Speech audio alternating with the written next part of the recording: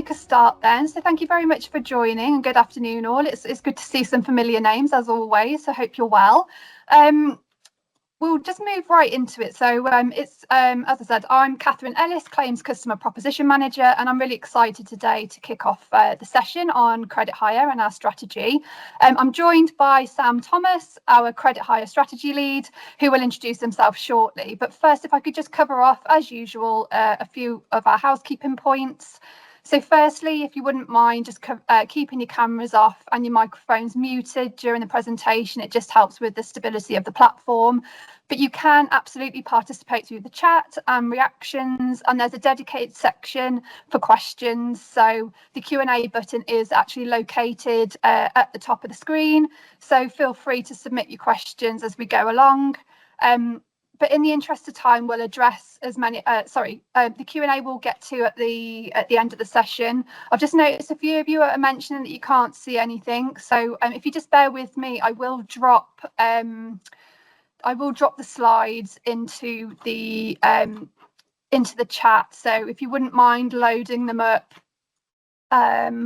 once you've got those, and once they've appeared in the chat, that'll just help you. That'll help you see the slides if I can get them in there. Not quite sure why that's happening.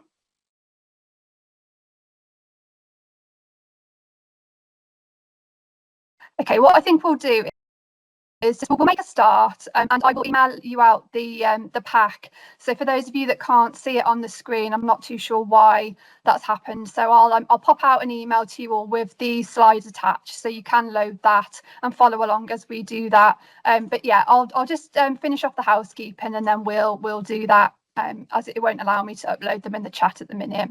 So as I mentioned, if you can't locate the Q&A button at the top of the screen for whatever reason, you can put your questions in the chat, and we'll get to the Q&A at the end.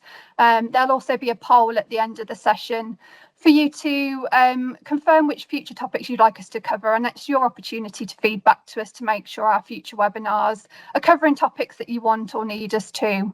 And thank you very much to those who submitted questions in advance. We'll aim to cover off as many as we can as time allows. So hopefully the content of today will hopefully answer some of those questions as well. So at this point, I'll just hand over to Sam to introduce himself, and then we'll move through the agenda and then kick off the actual webinar itself. Thank you, Catherine. Good news to those of you who have a blank screen. You don't have to look at me throughout the presentation, so every cloud. Thank you all for joining and for having me. My name is Sam Thomas. I'm the AXA's Credit Hire Strategy Lead, a role that pretty much does everything it says on the tin. So I look after strategy regarding credit hire for both the commercial and the retail arm of AXA. Been at AXA for 17 years and working within credit hire in some iteration for the last 10. So started off with a bit of hair, very much stressed with the CHOs, making me look like as I do today, with very much thinning on top. But so today I wanted to just give you a very high level view, starting with credit hire, what drives it, why it's such a problem, and why it's so noisy. And so apologies anyone who is quite close to it if I'm teaching you how to suck eggs, but I think that's quite important in terms of leading into, well, what are AXA doing about it? What is our approach in terms of relating to the problems that it faces, and how do we drive the best outcomes that we can sort of for the customer?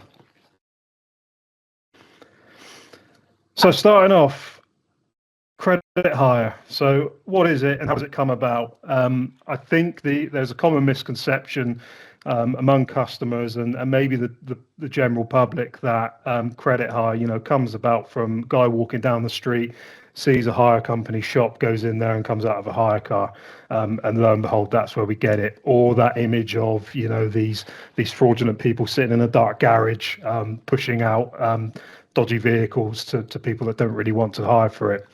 The reality is, and I think the elephant in the room for both insurers and brokers, is that the vast majority of credit hire in the UK, the vast majority of that volume is driven by the not at fault claims process. By that I mean very much referral driven from both insurers and brokers, repairing garages, third party representatives for injury, etc. So think of it as a big old machine. And do not get me wrong, you still do get those dingy garages pushing out some volume, but I would, go as far as say a good 90 high plus percent of that does come from that machine of non-fault claim referrals. So the biggest names you see out there are very recognisable. You've got your Enterprises, your Auxilises, your Kinnertons, Accident Exchanges. I had to lump Bond Turner in there, not to tire everybody with the same brush. But what kind of strategy lead would I be if I didn't refer to Bond Turner at some point in this? So these are the type of guys that have that feed of claims from the insurer. That CHO would provide a vehicle based on how they value that loss. So by that, I mean the CHO would look at what type of vehicle that claimant has, how much they feel their loss of mobility is worth each day. And they would say, well, okay, Mr. Smith, you're entitled to £100 of hire a day or loss of mobility a day. We'll give you a vehicle up to that value as we see it valued. That is a big tongue-in-cheek word in the credit hire sort of area, I appreciate. But we'll give you a car in lieu of that on a credit basis, and we'll just recover that from the at-fault insurer. Nothing for you to pay, sir. Nothing for you to worry about, sir. Isn't this a lovely and clean, not confusing process in the slightest? The reality of it is, of course, that many customers who are not close to insurance, do not work in the industry, have never heard of credit hire, realistically would have no idea what it is they're getting themselves into.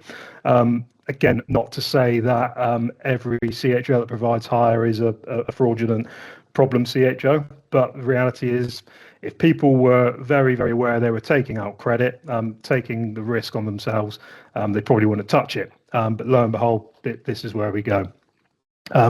So the challenge for AXA and every insurer on the market really is, well, what do we do about it? So we've got this paradox really that a big claim cost for every insurer, a big part of the third party damage spend, but very much something that we're feeding themselves. So we're feeding it with the left hand and feeling the burn with the right. So a bit of a tricky one to try to solve. So apart from what I've just said, why is credit hire such a problem or such a risk or such an issue? So by nature, I think even the blurb that I've said just then, it is a very confusing process with a lot of subjectivity. There's not really a lot of hard and fast rules in terms with what is reasonable, which causes problems in terms of negotiation, valuation and settlement. So by nature, if you were to leave, take a laissez-faire approach to credit hire and just let it come in as it comes and settle as you see it, you do get a very slow claim resolution. You've got a CHO on one hand trying to maximise, and you've got a third-party insurer, the at-fault insurer, trying to minimise where they can. Case laws will be thrown about to each other to justify one another's argument. You've got the litigation risk in terms of very much a game of chicken in some senses. Who will blink first? Will the CHO really litigate? Will the insurer allow it to go to litigation? That kind of endless game, which customers will probably roll their eyes about if they heard, to put it politely. Subjective claim costs. I think that this is a real big issue, and I've referred to it a couple of times, but that question of what is reasonable. Effectively, when a customer is in credit hire, that credit hire organisation can bill whenever they want. So we sometimes have customers and brokers come to us with, oh my God, what is this claimed amount all about? Why is it this high? A CHO can claim what they want. Doesn't mean they're going to get it. And it's very much a tactic from a lot of them to claim high, knowing that they're going to get a bit of chop-off reduction at settlement. But that in itself brings further risk linking back to litigation and the problem of trying to solve that, trying to get to that established middle ground. Essentially, gloves are pretty much off. Very little regulation. Many CHOs aren't FCA regulated. Case law by nature takes time to develop, so it's a very frictional area. Naturally speaking, that in itself means extra administrative costs, extra resourcing from whether you outsource as we do, and I'll come on to that in a sec, or whether you have an internal team. It's a very resource-heavy area to try to navigate, which comes with it administrative costs, running costs, etc. And I think the final piece on this, which is I think the crux of how credit hire works, you've got a credit hire organisation who they're a business. They want to make money. They want to maximise costs. There's certain risk points within that claim journey which can be exploited if they're not well controlled by the defendant, by the insurer, whoever. That claimant organisation or that CHO. When I say CHO, I mean credit hire organisation. Apologies if I'm going into, if I abbreviate too much and no one knows what I'm talking about, just tell me off. But CHOs will try to maximise every pain point that they can see. A lot of it is about hot potato, a claim or a request or something or other, a notification could be passed to an insurer, and the longer we sit on it, the longer we take to identify it, to take action, that higher costs will rack up and rack up and rack up. So that's why it's seen as such a big old risk amongst insurers. If you don't get the basics right, if you're not efficient at the boring old stuff, like IDing your post and sending it to the right place and taking correct action, that is where you have 90% of your credit hire pain. The cool stuff, what you do when you dispute it, that's all great. But if you mess the basics up, that will really hurt you at the back end. Sounds easy, right? So our strategy, so it's a composite strategy. So we take an approach of, as I said earlier, not to try to tar every CHO with the same brush. There's different players out in the market with different tactics themselves and different risks associated to them.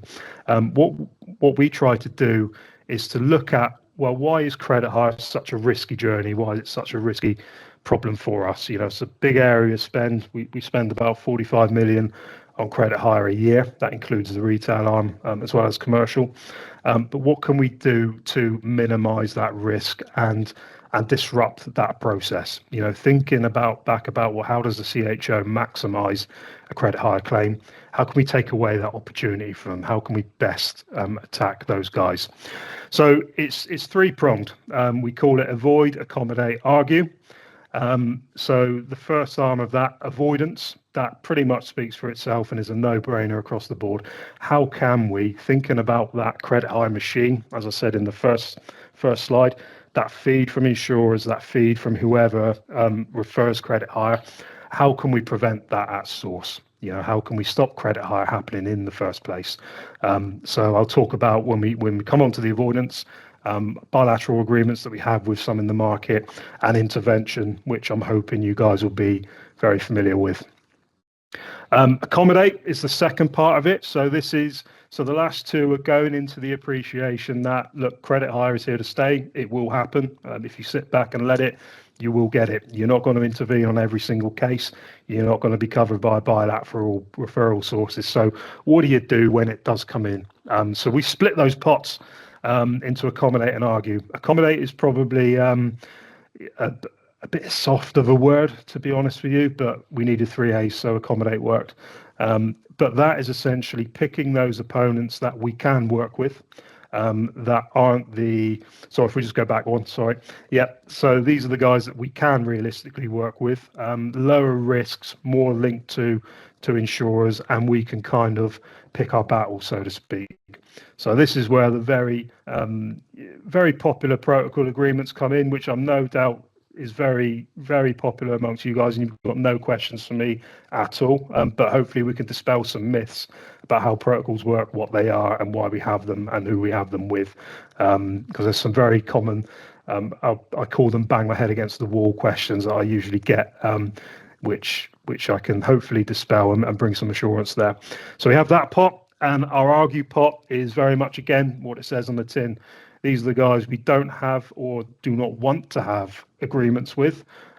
Some of those that are the dingy dark and dingy garage CHOs that we just have no interest in coming to any sort of terms with. We want to take the gloves off and we want to fight them, and we use every kind of argument under our belt to do so. Essentially, with these last two, the determining what goes where is very much opponent based. Where do we think is the best place to put that opponent to maximize the best cost? Be it we do not want to have an agreement with you guys because we think we can argue better, or we want to get you into an agreement because we think we can remove a lot of pain. And we'll come on to those in detail later on. As Catherine said, there is an FAQ at the end where I'll take some questions from you guys. No doubt the protocol section will sprue a lot of those. But for context, in terms of how much goes into where, maybe the first myth busting thing, we have about, of our third party hire, so not purely credit hire, I'm including intervention and BiLat in that as well. You're looking at literally a third in each. The growing area is the argue section. So we're about an equal third for each, but that argue is growing, taking some volume from the protocol space where we've made some termination calls, which I'll allude to later on. Excuse me. So on the first start, so avoidance. So this, bilateral agreements, part of our avoidance thread. These are really nice. So I don't think, I'm not sure if any of you are familiar with what a bilateral agreement is, but this is where we essentially work with like-minded insurers and say to each other, we agree not to instruct credit hire claims on our non-fault cases against one another.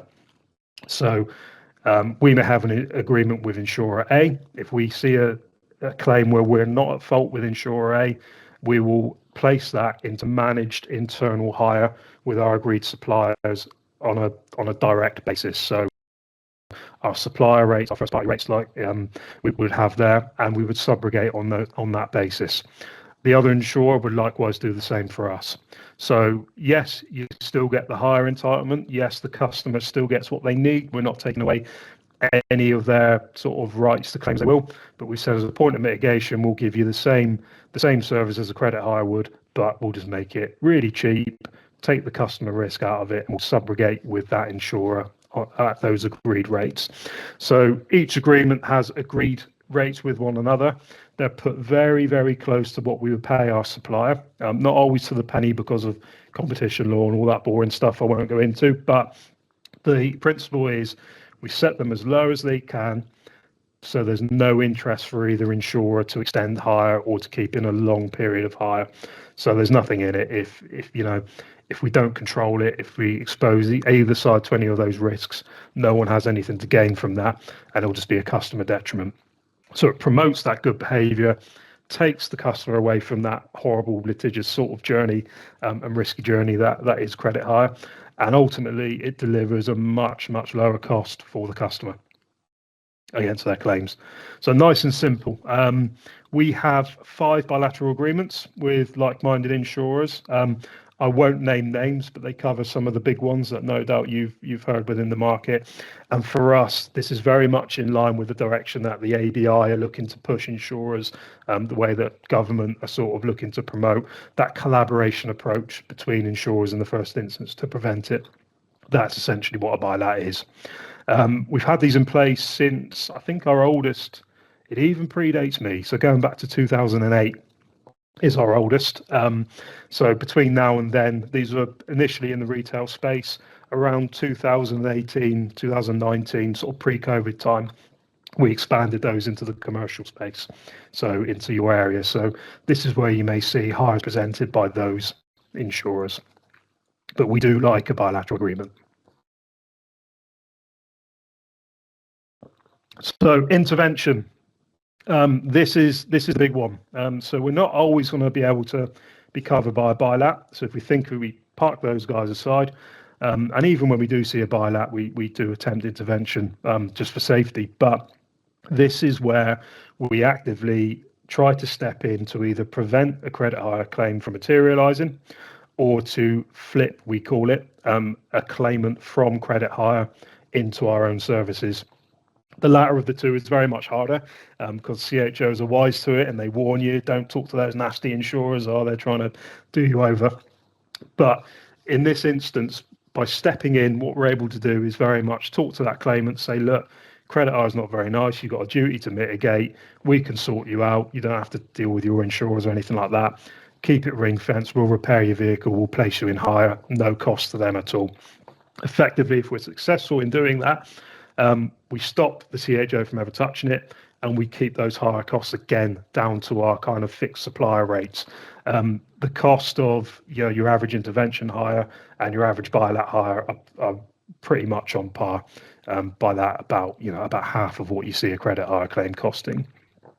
Further benefit to it is, you keep it contained. So if you do get those, those prestige vehicles, those high risk, those high cost ones, or those, what we're seeing more and more of, those repair delay cases, the impact of it, even though you may see pain through a delay, you're extending a very low cost in hire instead of a very big one. So that containment is really beneficial. That being said, I've made that sound probably a lot easier than it actually is in practice.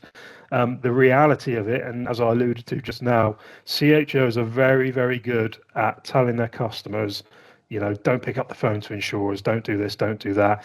And insurers are very good at pushing their non-fault hire down a route where customers feel like, well, my insurance is dealing with it.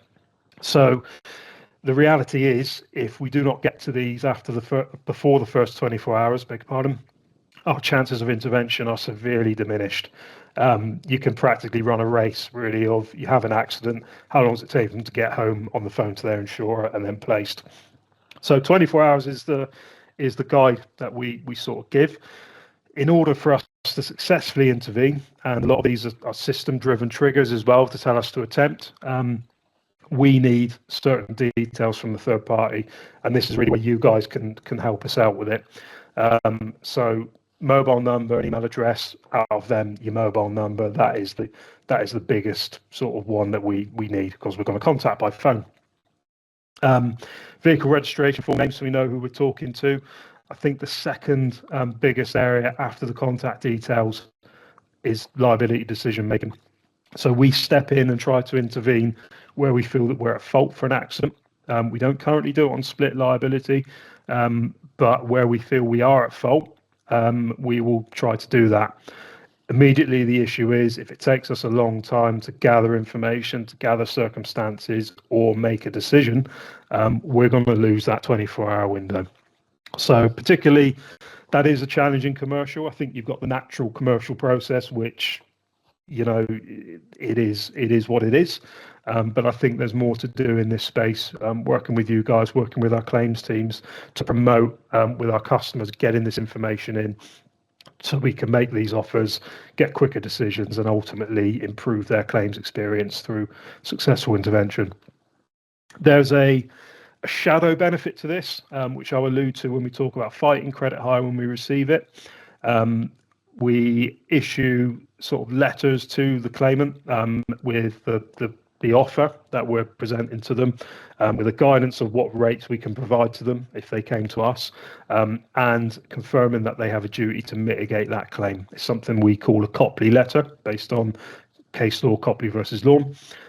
If we can get those notifications out early enough and we can evidence that they've been sent, received and understood, we can then use that later on as a good argument against high credit hire rates. If we receive them, we can essentially say, look, your claimant had the opportunity to make it a lot cheaper and they just didn't, so they're only entitled to this. That's the sort of thing, when I talk about it being a composite strategy, this stage 1 helps us at stage 3. So I'll cover more of that later. Credit hire protocols now. So yes, as I said, you're not always going to intervene. You're not always going to have a buy-let. Credit hire will happen. So it's a common fact of the claims area. So this is where we get into the accommodate and the arguing sections. So protocols are in place, and we have 6 of them at the moment. I can't name names, but you could probably use a bit of elimination to figure out who some of them might be. Where we see that a certain CHO is one that we can work with. So not a fraudulent type of CHO, not an exploitative one, maybe shrewd practice as a risk we try to eliminate, but certainly one that we can have a more collaborative approach with. So first elephant in the room for protocol, why do we have them? Indemnity benefit. that is an absolute must. We do not have any agreements in place purely driven by resource requirement, ease, or anything like that. If an agreement as a whole does not provide a benefit in terms of claims cost versus what we think the alternative would be, so in other words, what we think we can achieve by fighting them, we will not have a protocol in place. None of these are contractual. We have a quick 30-day notice period on any of them. They're all just sort of loose MOUs. So at any time, at any point, if we think an agreement as a whole is not right for us, we can pull the plug on it or renegotiate. In recent times, we've done that on, I think, 3 in the last year, purely because the environment has changed, the efficiency within AXA has changed. We would like to strong arm a deal. CHO has not been forthcoming. Okay, off you go. Then we'll put you in the other pot. So it is quite a ruthless, sort of fluid strategy.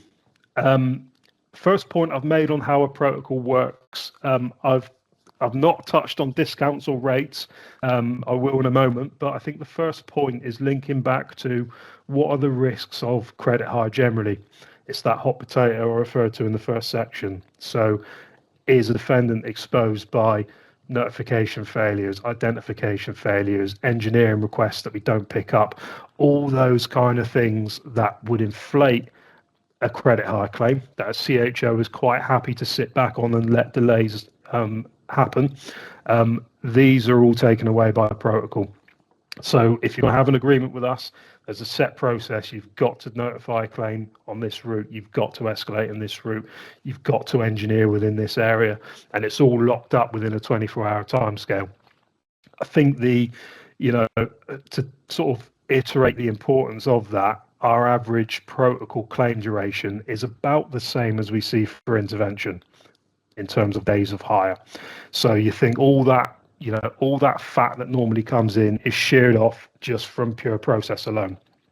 And that's before you've had any discount in there. It'd be wrong of me not to talk about it, but frictional benefit is there. It doesn't take as much to handle a protocol claim as it does a non-protocol. So by nature, you get that fluid kind of machine approach and a shorter life cycle to it, which is beneficial for customer. No litigation. It's a term within all the agreements. They do not litigate effectively unless we consciously drop out a claim for a reason such as fraud that we're not happy with. If it's within the protocol, you don't get any litigation. That's versus around 15% outside. So again, a customer journey that hasn't got all those contentious points. Certain protections are in place. If we pay a protocol claim, it is considered what, and we have an entitlement to recover. But that, I think that's another misconception that we do have. That's an added security, not a point of process. So any other CHO, if you try to get your money back, you're probably not going to have any luck. Within protocol, you've got that locked up. And I think the final point on how we sort of conclude all of this, you got the agreed rates and discount. So think of all that fat being sheared off again. You're going to apply a percentage rate or a fixed fee or anything to that to make it even cheaper. Big misconception that I normally see, do we just pay protocol claims without asking any questions? No, never have, never will. Essentially, we triage any protocol claim that comes into us, and the basis that we use is there a liability? So forget any agreement. Would we make a claim settlement in any case? If that's yes, okay, we accept it into protocol. If it's no, to do with liability, fraud, as I've alluded to, we've got the freedom to reject absolutely anything that we like. So if you guys ever hear that message of, we've only had to pay it because we've got a protocol in place, it's absolute nonsense. Please challenge it. That is not what we're meant to do. We would only pay a claim that we do have a liability for. So if outside of protocol we wouldn't have paid anything, we shouldn't pay anything within protocol. Simple as that. So we've got an FAQs at the end, but I think some common sort of things that I hear on the protocol side. Is it something only AXA have? Is it just a unique thing? Not at all. Many sizable insurers do have them with pretty much the same CHOs that we have them with.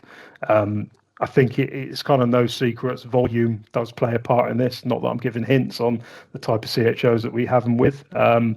But yeah, they are quite common. And I think the fluid approach is as well. Insurers will dip in and dip out depending on what their priorities are, what the pain points and what the goal is. But ultimately, that indemnity benefit.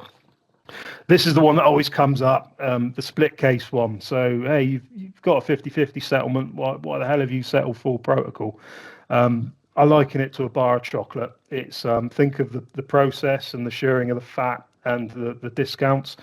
You're going to eat 100% of a little bar of chocolate is not as bad for you as eating 50% of a massive bar of chocolate. That's the principle behind it. So by nature, you've already killed it down as much as you can. For example, 50% of £10,000 is less than 100% of £2,000 is the kind of thing. I've simplified it a lot, I do appreciate. For context for you guys, though, we do hold the CHOs to a standard. Split claims do make up less than 2% of our protocol profile. So we track the settlement sort of performance within the settled claim profile, and it is less than 2%. Appreciate a noisy 2%. That's where we get a lot of the issues from, but each CHO is held to a target of sub 5, and we control that through audit and through the triage and the tracking. So how do we make sure that we just don't have an open till approach and the CHOs don't just help themselves to the money? We've talked about liability and the triaging and the ability to terminate. So if we do through audit or through the screening that the team do see that a CHO is exploiting a protocol, and it is possible, that's a bit of a no-brainer for us. A bit of you're not being maintained. Don't even get 3 strikes if there's a deliberate one. We'll just tin it off. The process usually polices that for itself. Do all the agreements deliver benefit? Yes, we wouldn't keep them if they didn't, and we compare them to a benchmark from our provider, who I'll allude to in a second. Ultimately, that is the first sort of trigger point. If the performance isn't beating that trigger, beating that benchmark, we will look into it to see if it is the best option for us and our customer to maintain. If that picture changes, we'll renegotiate or terminate quite aggressively. And the point I alluded to just now, should we pay a claim in protocol when we otherwise wouldn't? No, never. And again, I would stress, please challenge if you're ever told that by the claims teams, because there's a bit of misinformation there. I think the last one is quite a pertinent one. Why the hell would a CHO do this? I think we've got to remember cash is king to a CHO. So the question there will be asked, and my counterparts at a credit organisation would be, why are we taking a hit on our profit? Why are we taking a hit on our claimed amount? The answer is it frees up the cash flow. You keep the cash flow fluid. They don't have to fight us as much as we don't have to defend it. They'll get that steady income, which is really, really important for a CHO, and it's a bit of leverage for us as well if we ever want to renegotiate. The value we bring. Look at us giving you this steady cash flow of your claims. How can we strong arm that in negotiations? But for them, yes, they will happily take a hit on the amount that they can claim from us in order to get the cash in on a regular basis. And this is the cooler one of the lot. So when you do, like I said, when you do get credit hire, some of it's in the agreement pot. Just as much of it, and an increasing number, is going into, well, the gloves are off now. So these are our non-protocol settlements. We utilise the services of KIOs for all of our credit hire non-protocol claims. That is on a pre-lit and a litigated basis. The reason we do that is that we wanted to sort of leverage on their expertise, and they've got a lot of it in that space, to really look at our nastier, more risky credit hire claims. We also wanted to take away the risk of those resource challenges you may have when dealing in-house. What I certainly don't want to do is enter into a protocol I don't necessarily want just because I have resource worries. So the solution Kios brings us is, okay, I can look at it on a pure indemnity basis. If I'm not happy, off it goes to these guys who will manage it for me. So this is your traditional kind of boxing ring approach to it, where we argue BHR higher duration, impecuniosity, need, and the disruption that the CHO has brought. It sounds really cool, and this is really what everyone wants every insurer to do on every single case. But the reality is, it brings with it a much, much higher risk. So the claimed amounts, I think, just to draw a bit of a comparison, you can see a claimed amount average of about 10 grand outside of protocol. Not to say that that's what they're going to get, but by nature, if that's what they're claiming, it comes with a higher risk, a greater onus to bring it down, because you're exposed to all those kind of pain points that I referred to earlier. Litigation is naturally a thing. We get some litigious CHOs in there, some of them who want to drive litigation as a bit of a strategy, and linking to that life cycles, this is where they can get really long. Up to about a year is not uncommon. So these are the bit of the, can't do right for doing wrong sort of areas. You have your customer saying, you know what, we want to fight this credit hire, and then saying, well, why has my claim been open for a year? This is all about having that balance and having, picking the right arguments and putting things in the right pots. So what I'm keen to do with our non-protocol space is to make sure we do not have a fire and forget model of outsourcing. We very much work closely with DOs to make sure we're aligned on strategy, that they know what kind of strategic arguments we want them to apply, how hard we want them to go, what our risk appetite is. And I think essentially, I go back to that boring basics point of view. Our operations are very hot on how can we make KEOs, how can we help KEOs deliver that best outcome, how can we free up their DA, how can we make sure claims get to them timely. What we certainly never ever want is KEOs to just get payment packs and here you go, KEOs, do your best. We get the best results in the non-protocol space if we can get in there early, very much like intervention, get in there as early as we can, disrupt that process with live hire sort of strategies, such as trying to engineer it, construct the total loss, that kind of thing. Anything we can do to get in there and shorten that higher duration and to influence it, we want to do. And like I said, by that, the key is getting in nice and early, and again with liability all nice and wrapped up for them so they could take those actions.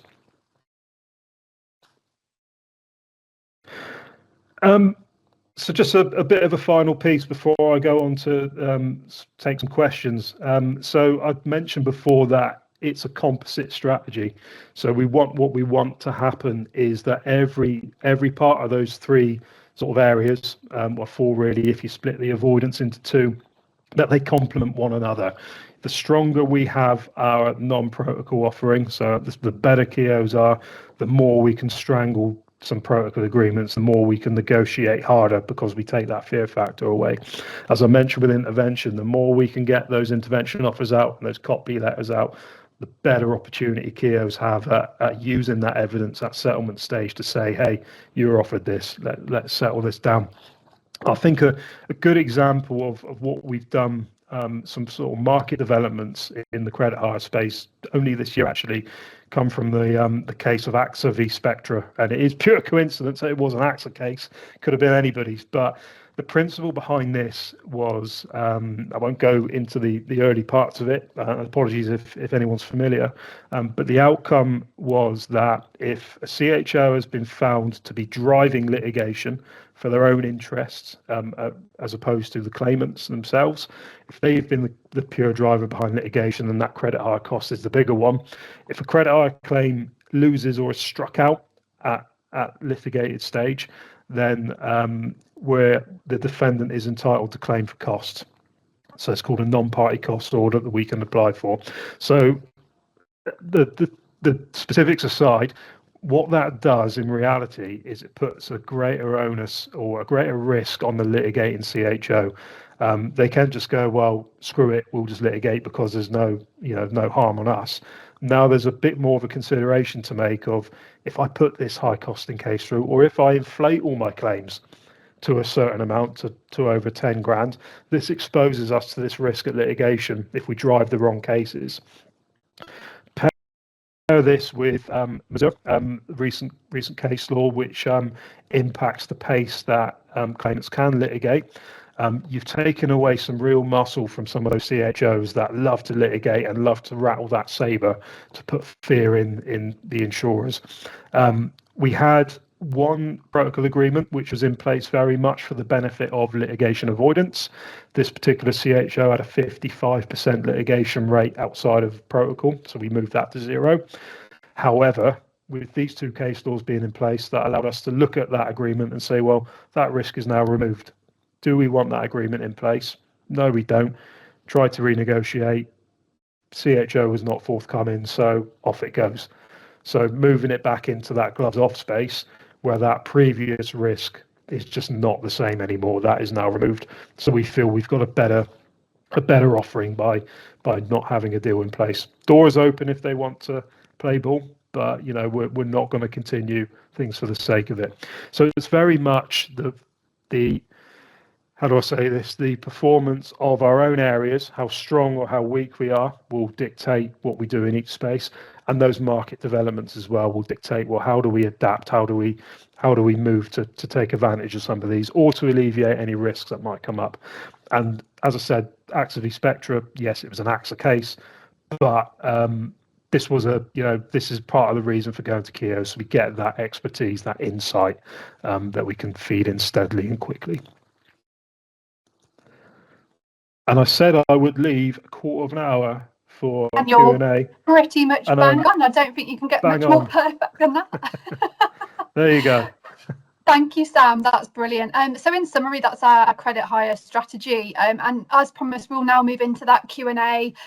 Starting with those questions that some of you responded with in advance of today's session. So Denise at Castlemeads, thank you very much for submitting your questions in advance. You had a few which we'll cover off initially, but I think we've got plenty of time today to get to those in the chat as well. So Denise, your first question was, how does AXA ensure protocol agreements are fair to customers and not biased towards credit hire companies? Sorry. Yeah, so thanks, Denise, for the question. I think it's essentially those controls that we have in place. So why have we got a protocol there? I think we get too focused on the rates and the discounts at times. And again, I go back to that subjective element of a credit hire claim. So there is no right answer on the day of the accident. No one can say that's a 21-day hire, that's a 30-day hire, whatever. So the point for the customer is that having a protocol agreement takes away that risk exposure. It limits down the extent that a CHO can claim. So we bring that overall cost down from the process, you apply those discounts, and ultimately that should and does present a lower cost claim for the customer. I think where we have those questions come up is at post-settlement, when you get hey, that was only a 15-day hire, why does it cost that much? The point is, it probably would not have been 15 days were you to remove the protocol. That could very well be 30, 40, 50 days. So in terms of why we have them and what is the customer benefit, yes, they drive that indemnity cost down. Yes, there's a financial benefit for AXA, but it acts as a shield to that customer to say, the CHO is going to be strangled essentially, and they've only got opportunities to claim for X amount. So you've taken away a lot of that avenue, and that's why, like I said, contrary, you may have another Q&A with the CHO, with a Sam at the CHO asking questions of, well, why are we letting insurers limit the amount we can claim from them? I think that's the reality of it. But don't forget the subjective nature. Great, thanks, Sam. I think this one. So the question was from Denise as well, but I think we covered it off earlier in the presentation, but doesn't harm to revisit. So do protocols deliver full cost savings, and how often are credit hire companies paid in full in split liability cases? How much is recovered? Yeah, so split liability, less than 2% of the profile. So we have, we keep a track within our settlements to say, okay, we settle 100 claims, how many of those were split? And it is coming out at less than 2. Each CHO is held to a 5% target. I think, again, the reality is, going back to how credit hire is driven, it's that referral thing from the insurers, from the brokers. How do we triage our claims to a CHO? It's non-fault. So that's the driver behind it. And I think, you're going to get a few splits come through. It is natural. But again, I go back to that chocolate bar analogy and all the other ones I come up with. It's 100% of something very small versus 50% of something potentially big. That is what we want to get to. Great. Thanks, Sam. Again, another good question from Denise. So do you usually receive full payment packs with loss of use dates, and have high claim volumes increased since protocols were introduced? Yep. So first part of the question, they're available on demand. So we've got them wherever we want them. They don't, CHOs in protocol won't as standard provide, but if we've got a concern, if we've got a quantum concern, fraud concern, anything like that, they'll disclose it, and they're very quick to do so. And sorry, from audit as well, we audit, we make sure we audit everybody annually at least, and they'll all be provided within that. So the audits themselves will look at, is the payment pack right? Have they squeezed in more than they should have? Could we have argued something better outside of it as a bit of a cost comparison? So yeah, nothing hidden, should I say. Sorry, remind me of the second part of the question again. Yeah, it was, have higher claim volumes increased since protocols were introduced? No. It's a difficult one for me to categorically track because our book has grown and shrunk, so it's hard to say. But intervention has kicked in a lot more to take some volume away. But essentially, we don't see a spike in volume from a CHO when we enter a protocol. Likewise, we don't see a dip when we exit one. I think, again, that goes back to this, what drives it. Okay, so an insurer is going to drive the non-fault volume anyway. A broker is going to do the same. That's where primarily it's coming from. You don't see, again, I read into the question, do you see CHOs submitting claims that they otherwise wouldn't? No, and if they did, we reject them anyway because we wouldn't be liable.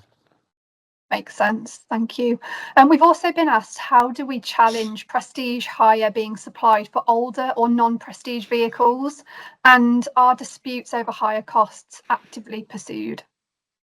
Yeah, so we'll look into, well, should that vehicle have been provided? What's the need? Should it have been downgraded? What's the age? Those kind of standard things. I think split it two ways. Within protocol, pretty much it polices itself because of the rates, and particularly where you've got a fixed fee. There's just no benefit for a CHO to provide more than they should because it eats into their profits. So you think of a protocol in that way, it drives that good behaviour of, if they took the mickey, they wouldn't get paid anymore anyway. So why would they? Outside of protocol in the KEO space, it's particularly those needs and downgrade arguments. If you've got first of all, if you've got a prestigious vehicle, if it's that prestige, have you got something else sitting on the drive as well that you can use? So very much that argument.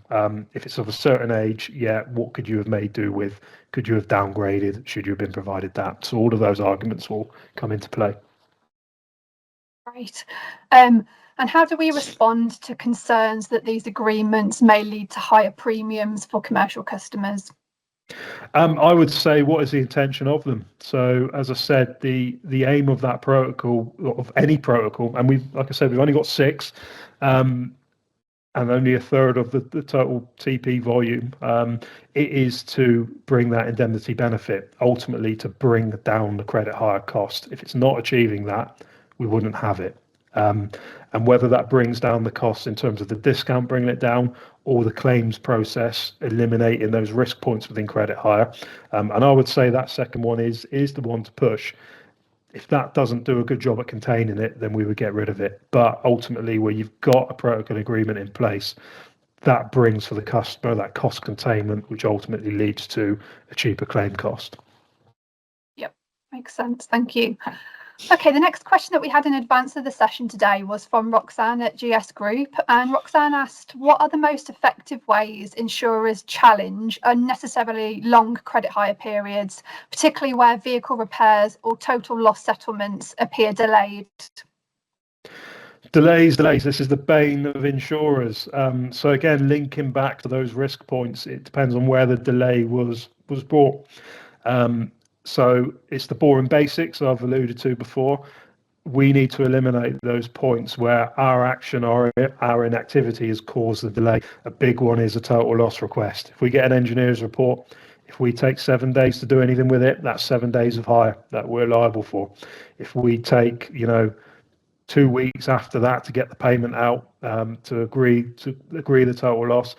That's 2 weeks of extra hire. So very much that's what we need to do as a business. Not a point of dispute, as you've alluded in the question, but it's a point of our strategy, getting away from that fire and forget model, to get our operations to say we need to do X, Y, and Z efficiently to make sure we promote a lean credit hire claim. I think that's what this is all about. It's how do we ensure a lean claim. Don't get blinkered by big savings percentages. I'd much rather save a very small percentage and it being a small claim because it's efficient and good, rather than it being £1 million and I've chopped half of it off and I still pay $500,000. You know, that's what we need to get to. So first of all, eliminating those problems caused by us. The second point, where does the CHO cause delays? And this is where we fight it. So CHOs will delay sending an engineer's report. They can send them anywhere to us. Well, outside of protocol, they can send them anywhere and it's on us to pick it up. But if they've caused an off-hire delay, if they've caused a repair delay, if they should have total lost something and they haven't, then we can very much pick apart the payment pack and say, you know, we're not paying for X days of hire because they've abused the process. I think that's the key to it. It's recognising those opportunities to pull them out. On the protocol side, the process polices it. So delays caused by the CHO, that's locked up and controlled because there's certain destinations where they need to feed this stuff into. And I'll just qualify on that point. If they don't follow that process, we can push claims out, or we can say, look, rebill us, take 10 days off, for example. Great, thanks, Sam. So we've got a few questions in the chat. Thank you very much. So one we've got here is, how often are KIOs and FMG cases dealt on behalf of AXA audited on a yearly scale? So a question there around auditing. Oh, you're into the supplier audits now, which isn't quite my field, but at least annually. KIOs especially, so a big part of our sort of offering.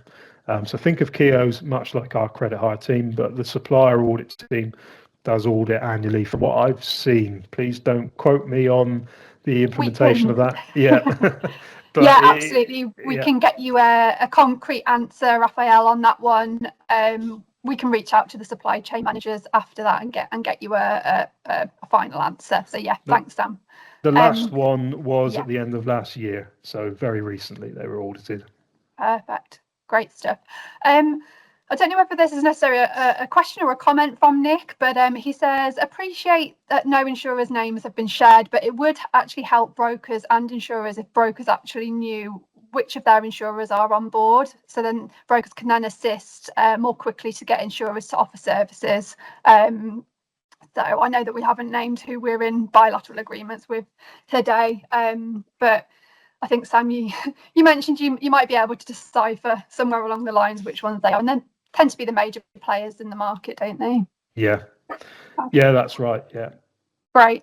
And then we've got a question from Tom. Thanks, Tom.